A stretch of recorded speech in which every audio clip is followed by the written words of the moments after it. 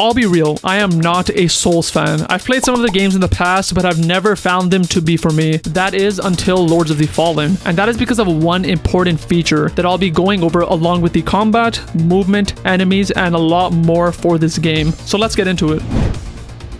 So before I get into Lords of the Fallen, I want to very quickly talk about my history with the Souls games. Just want to give my perspective on it because unless you know my perspective, you kind of don't know where I'm coming from. And I think it's kind of important to talk where I'm coming from because like I mentioned, I am not a fan of Souls games. In terms of that, I didn't play too many of the past games and the ones I didn't like too much. So let me get into it. So the first Souls type game I played was actually Bloodborne on the PlayStation 4. When I played it, honestly, I played for like maybe 3 hours and I pretty much came to a conclusion pretty quickly that I did not like the game. I really tried to like it because I knew it's popular, so when I got into it, I just did not like it. I'm not that good at games, so it was kind of too hard for me. I did not like the visual style being all kind of like dark and gothic. I don't know, it just wasn't really my vibe. And also the combat felt kind of clunky to me. The Souls mechanic I didn't really like when you lost every single time you died. So all that kind of together, I just pretty much made the conclusion that this game is not for me, and that's kind of where I dropped the game after trying it for a few hours.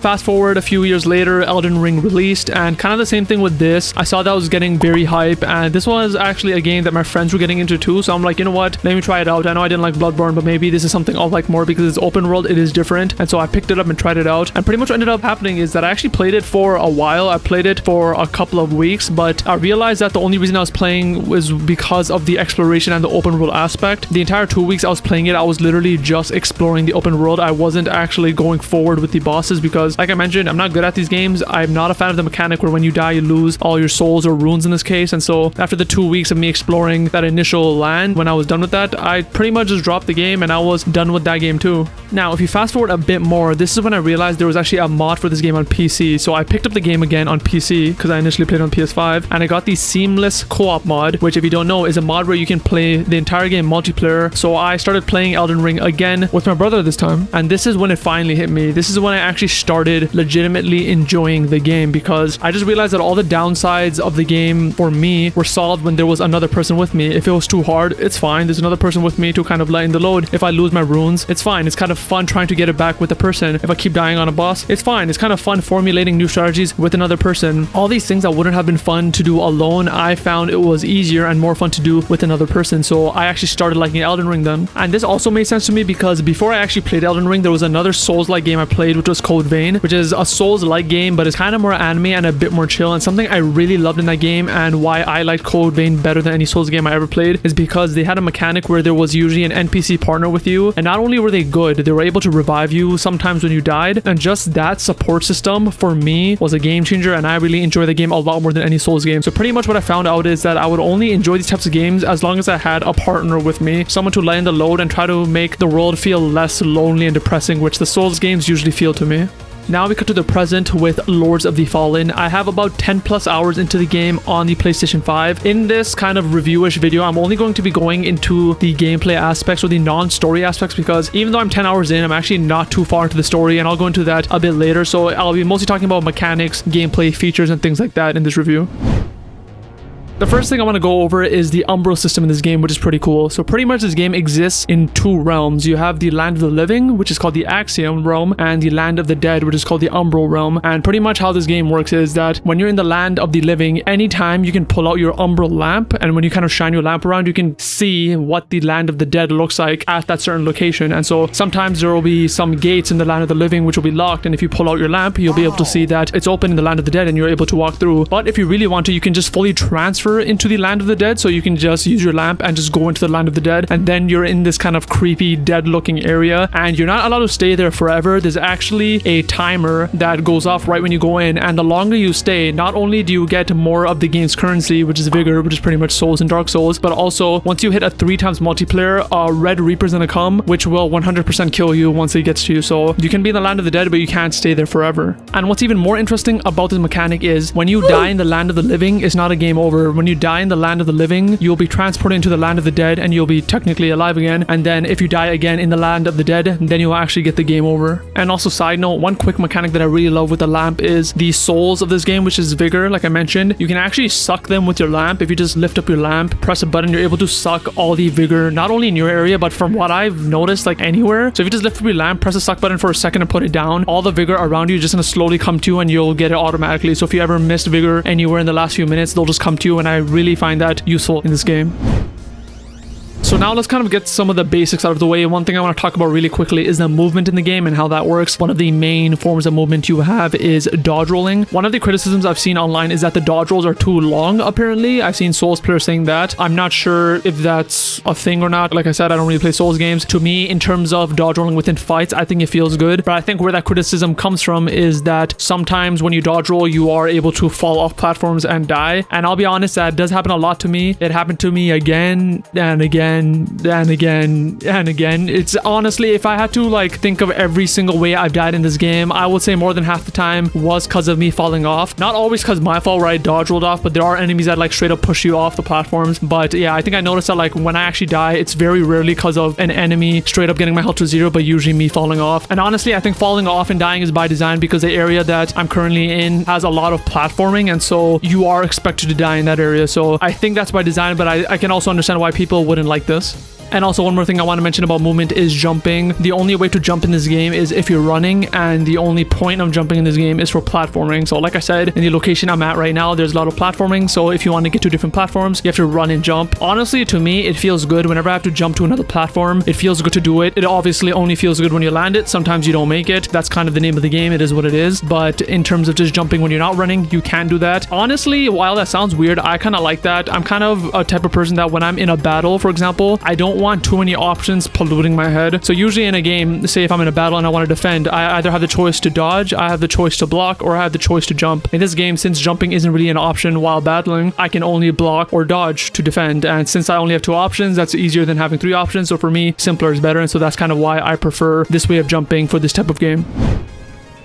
Now that we're done with movement, let's get into combat. And honestly, combat feels pretty good to me. Good to me as like combat would feel good in Souls games. Like I mentioned, I'm not the biggest fan of Souls combat because by design, the Souls will feel a bit clunky and hard. That's kind of the point of these games. Your Souls will feel kind of weak and not like a god compared to other JRPGs. So looking at it through that lens, I think it feels pretty good. At least from my experience, the combat also feels pretty fresh, where we have pretty much 4 moves you can do, at least early in the game where I'm at. You can do a light attack, you can do a heavy attack, you can do a kick, and you can do a multi-hit. I don't think I've ever seen that in a battle system. Usually there's a light attack and heavy attack, and there's usually other stuff around that. But the kick and multi-hit, I don't think I've ever seen before. The kick is honestly mad useful because a lot of the times you'll see like a bad guy at the edge and you can just straight up kick them off and then like they're done, they're dead. And also you can use a kick when you're kind of getting surrounded and you want to push an enemy back. Multi-hit is something that I use all the time. My character pretty much uses axes, and when I use a multi-hit, I pretty much rush at bad guys and kind of spin my axes around and hit them. It's pretty strong. It's cool, and it's kind of a risk-reward thing because when you're using your multi-hit, you're stuck in an animation, so you're also vulnerable. Honestly, the type of attacks you can do has been really fun for me and fresh feeling for me compared to other games of this type.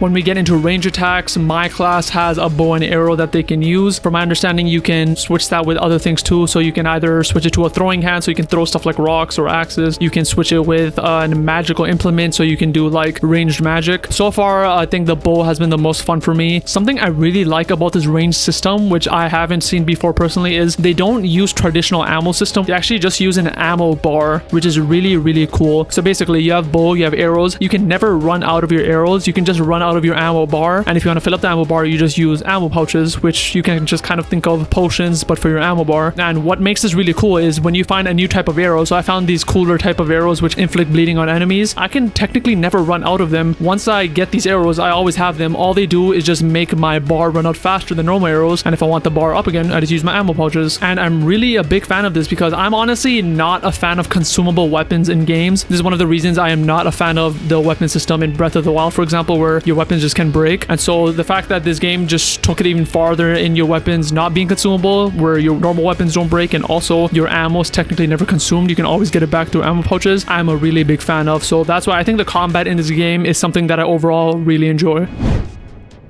Now, the next thing I kind of want to quickly touch on is enemies, and now I really won't have too much to say about enemies because, like I said, I'm pretty early in the game. But so far, to me, the enemies have been good. They're kind of the normal Souls-like, weird, gothic, ugly, ghost, skeleton-y looking enemies. In terms of variety, you kind of have these grunt, skeleton-looking dudes which kind of just scratch at you. From my experience, every other enemy has been kind of different in the way they fight. They've been enemies that shoot magic. There's been enemies that shoot bows and arrows. There's been enemies that fight you with 2 axes. There's been fire knights. There's been radiant knights. There's been like weird moth ladies. Like every enemy that's looked different has fought different, which I appreciate. Now, whether that changes later in the game for the better or worse, I don't know. But at least so far, I don't think I've had any fatigue with enemies so far, because I know there's been criticism that there's too many enemies in this game, which to me makes sense in the Umbral world. That's kind of the point of the Umbral world. You're supposed to be kind of hoarded by enemies. So to me, that's not like a valid criticism, because like that's the point of the area. Maybe later in the game it's worse, but right now for where I am in the game, I think the enemy amount is perfectly fine, because if you want, you can just skip them. There's really nothing stopping you from doing that. And in terms of bosses, so far I've only fought a few bosses. The only major boss I fought so far is Pieta, I believe the name is. And honestly, I like the boss. It was pretty good. You pretty much have a 2-phase fight. One where she's a normal human, and the second phase she grows wings and she does a lot of cool radiant attacks and summons radiant enemies to help her fight us. And overall, I think it was really good. I don't think it was anything crazy. I don't think it was anything too hard. I think it was really fun. And a mechanic that I really like when fighting the boss is that if you die on the boss once, you're actually able to get an NPC to help you fight the boss. And again, this kind of takes me back to what I said before, where I actually prefer that. I liked games like Code Vein where you had an NPC help you, and the fact that you can do that for bosses is really appreciated. So I really like that mechanic.